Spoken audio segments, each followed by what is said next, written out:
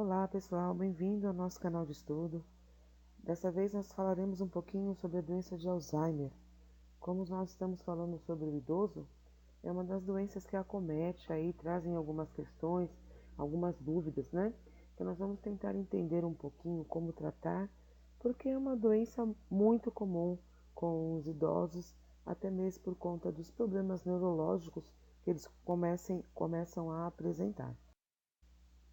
Então, na verdade, o nome Alzheimer foi por conta do médico, né? Alois Alzheimer, que foi um médico psiquiatra, é, e a paciente dele estava apresentando problemas, ele não sabia o que estava tendo, era uma degeneração cerebral, e ele descobriu através dos exames o que estava acontecendo com o cérebro dessa pessoa, né, dessa paciente, e que eram células raras que estavam ficando de formas diferentes e atrofiadas. Então, por isso, deu-se o nome de Alzheimer, né? Então, ele é um médico da Alemanha.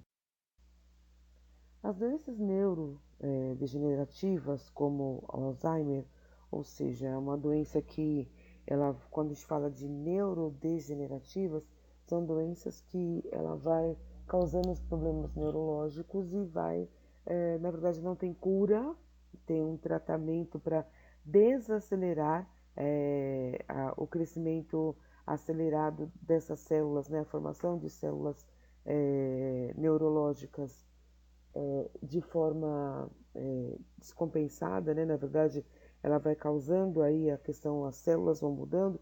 Se vocês olharem aqui do lado, aqui tem o formato das nossas células do cérebro, e elas vão mudando de formato, elas vão criando uma atrofia. No slide mais para frente, a gente consegue identificar essa atrofia cerebral.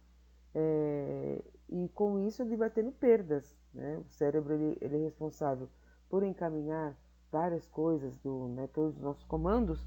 Então com isso ele vai tendo algumas perdas, né, em relação motoras, cognitivas, né? E por isso que ela chama doença neurodegenerativa, tá? Aos pouquinhos a pessoa vai perdendo, né? A questão do conhecimento e da autonomia sobre a sua própria vida, tá?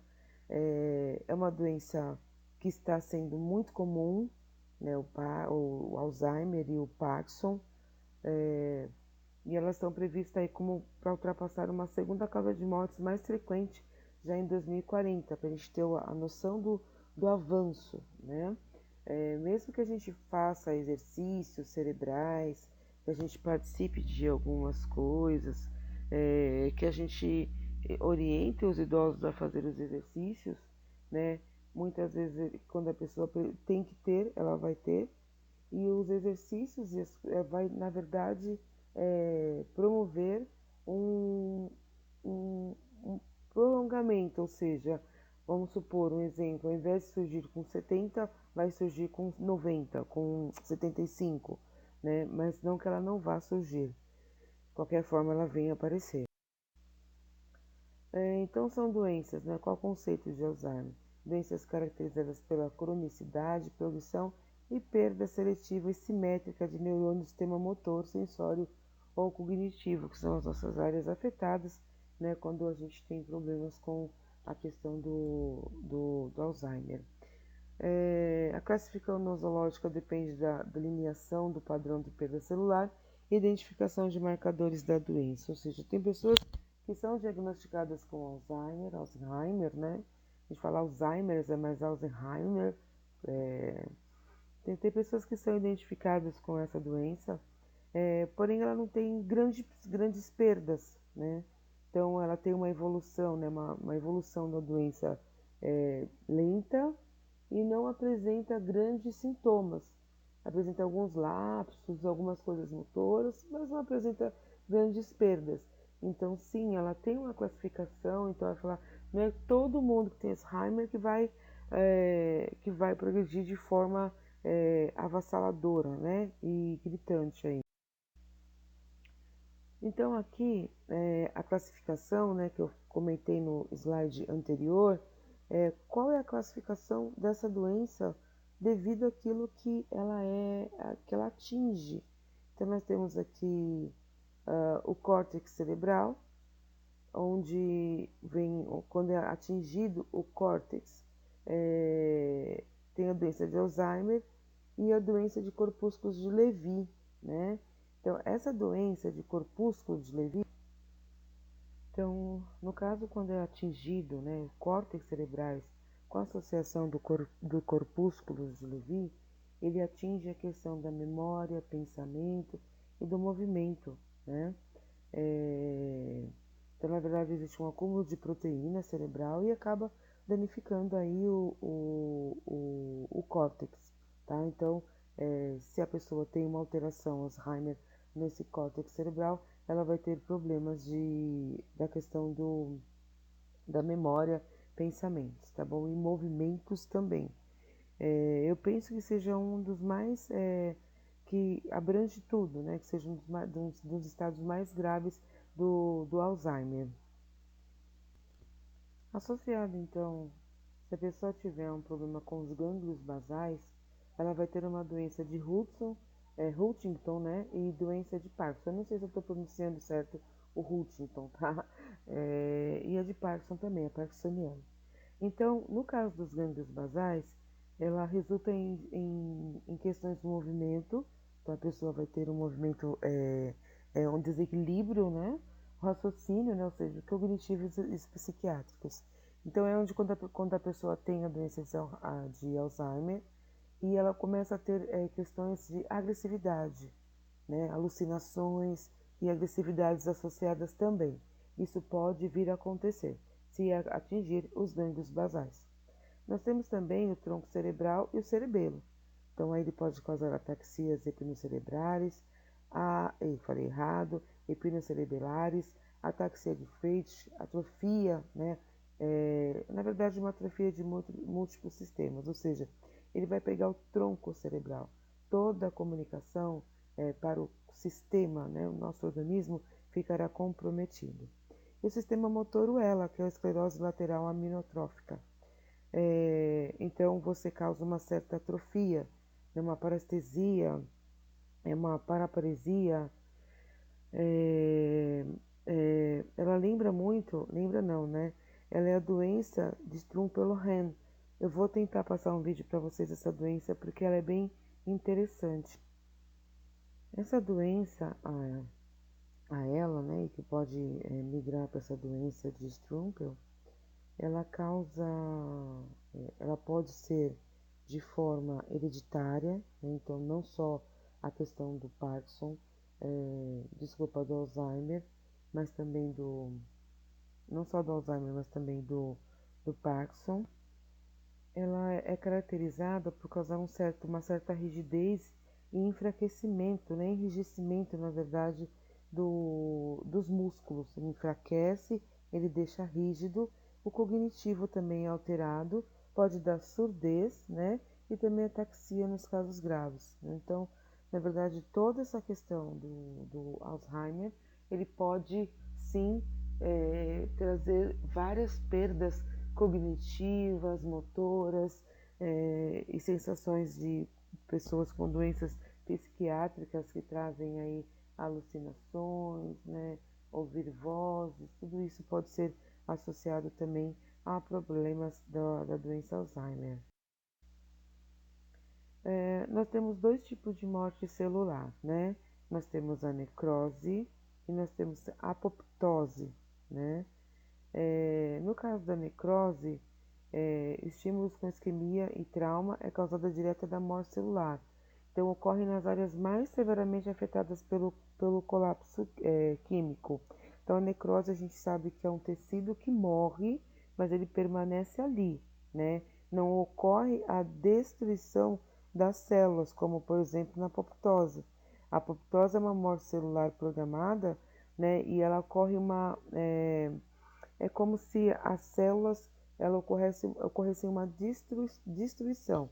Podem ver no desenho que ela não está com uma aparência tem como se fosse um hematoma. Né? Na necrose é como se fosse um hematoma. Então aquela parte eu tenho morte celular devido à presença dessa necrose, o tecido morreu, né? A apoptose é uma destruição da célula. E é como está dizendo aqui do lado, ela é contagiosa, então é contagiosa no sentido de dela contagiar, né, o neurônio a célula, né, do lado. Aí a célula do lado destrui, que é como se fosse um efeito dominó, tá? Uma célula destrói a outra, né? No caso da necrose, ele afeta uma área e ele não se estende. Então, existem esses dois tipos. Então, quando está ocorrendo a apoptose, teoricamente, ela é um pouco mais grave. As duas são graves, mas ela é mais grave do que a necrose. Aqui é só uma tabela falando sobre, na verdade, um gráfico, né, falando sobre a questão de sexo-idade. Então, nós temos uma prevalência maior na mulher. E por que na mulher? Por conta exatamente dos hormônios, né?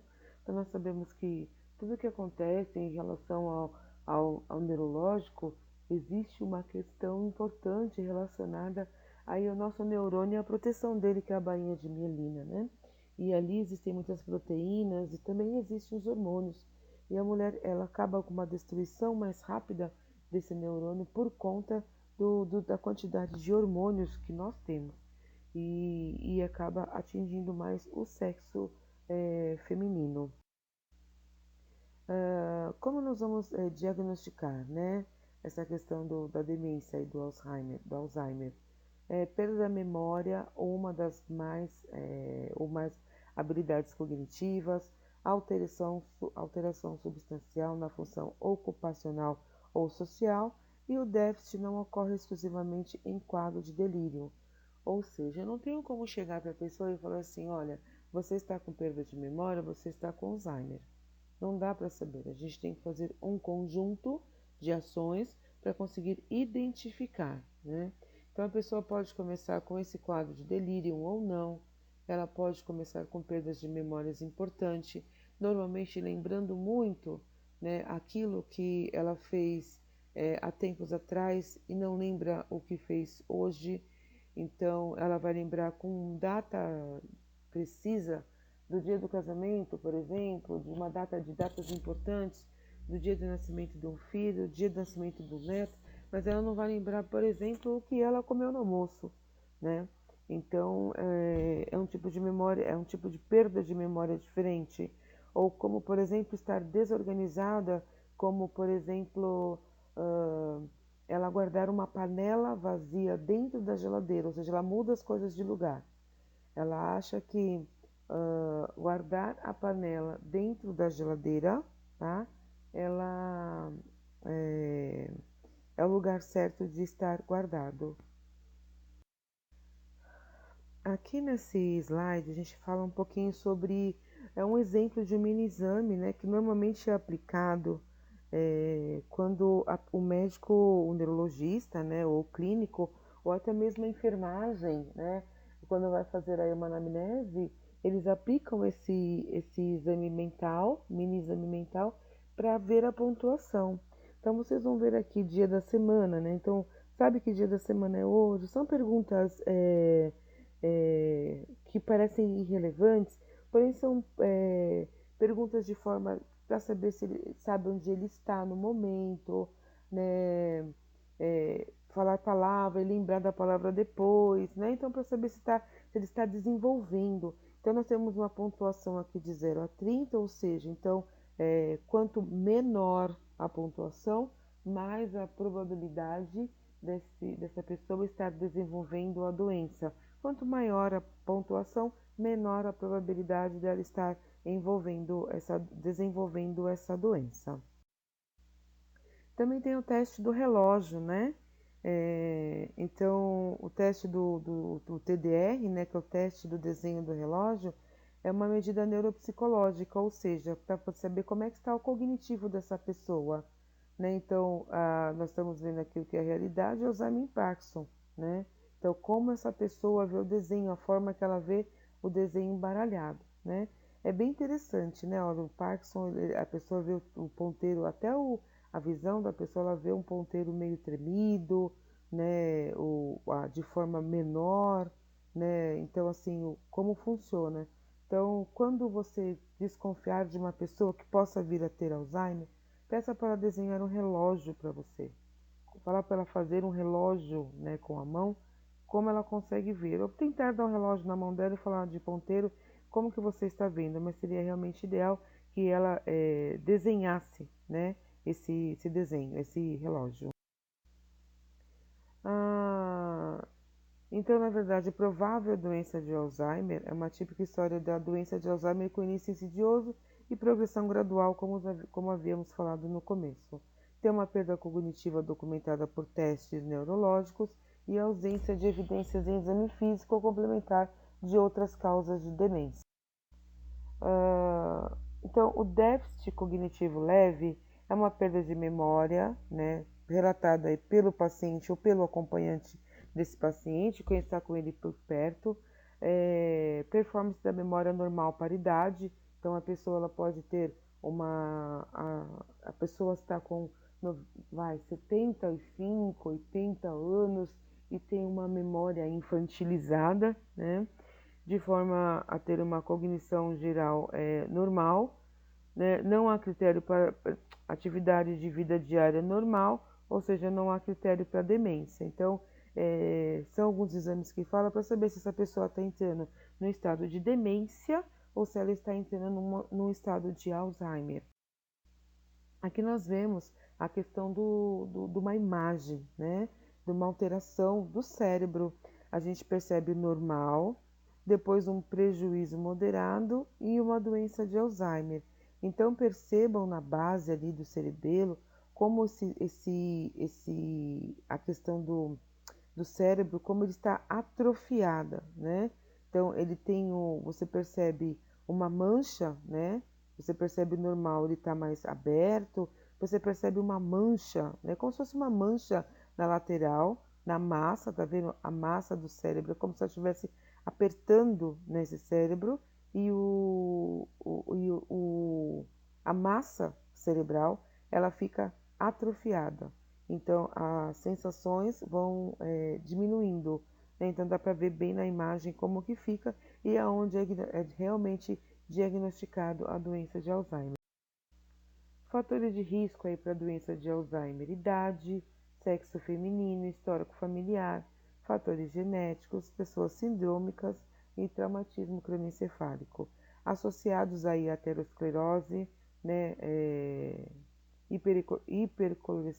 a hipercolesterolemia. Eu sempre me confundo com essa palavra, eu acho ela muito difícil de falar. Essa ApoE que está aqui, ela é uma proteína, na verdade, né? É uma apolipoproteínas, ou seja, uma proteína relacionada à gordura, para conduzir aí, ela é rica em lipoproteicos e triglicerídeos, para poder conduzir e manter a célula ativa, né? Das questões de gordura. Então, nas células neurológicas tem essa ApoE. Hipertensão arterial sistêmica, né? Diabetes mellitus, a hipercolesterolemia, e aí nós temos a síndrome metabólica, né? Então, a síndrome metabólica, o que é a síndrome metabólica? Eu sei que vocês já sabem, mas só para que a gente tenha, na verdade, para a gente relembrar. Então, é um conjunto, né, de problemas que a pessoa pode vir a ter, que pode desencadear vários tipos de doença. Então, hoje essa síndrome ela é caracterizada por pessoas que têm problemas de pressão arterial, associada aí a diabetes também, e excesso de gordura corporal. Então, esses três itens juntos acabam trazendo aí problemas, né, considerado como uma síndrome metabólica, porque essa pessoa, na verdade, ela tem risco de desenvolver doenças precoces, né, infartos, problemas neurológicos, AVC, né, AVC-IH, AVCI, então, a síndrome metabólica, tabagismo e inflamação sistêmica. A inflamação sistêmica, na verdade, todo obeso, né? Então aqui, quando a gente fala de inflamação, todo obeso é considerado que ele tem uma inflamação sistêmica, ou seja, ele tem um organismo todo cheio de gorduras extras e também açúcares, né? Fatores de proteção. Então, para a doença de Alzheimer, tem algumas coisas que a gente pode fazer para melhorar e prevenir, né? A educação, quando a gente fala, é ter conhecimento sobre a doença, isso é importante, né? Manter a mente ativa. Então, tem exercícios que a gente pode fazer, exercícios simples, né? Que a gente pode fazer para poder manter essa mente ativa, como passatempo, leitura de livros, relembrar coisas que realizou durante o dia, alguns exercícios do tipo, né? O uso de AINES, estatinas, vitamina B6, 12, ácido fólico, né? Niacina, atividade física, álcool, óleos poliinsaturados e antioxidantes, né? O álcool, quando a gente fala, tem algumas coisas de fator de proteção, como por exemplo, uma dose de um bom vinho todos os dias. Uma dose é um copo bem pequenininho, mais ou menos de 25 a 30 ml, né? Não é para tomar um monte de vinho do sangue de boi, tá? Esse não pode, esse não faz bem. Isso daí é puro açúcar, tá? Mas isso ajuda a circulação e ajuda a ativar as células aí do organismo, tá? O diagnóstico diferencial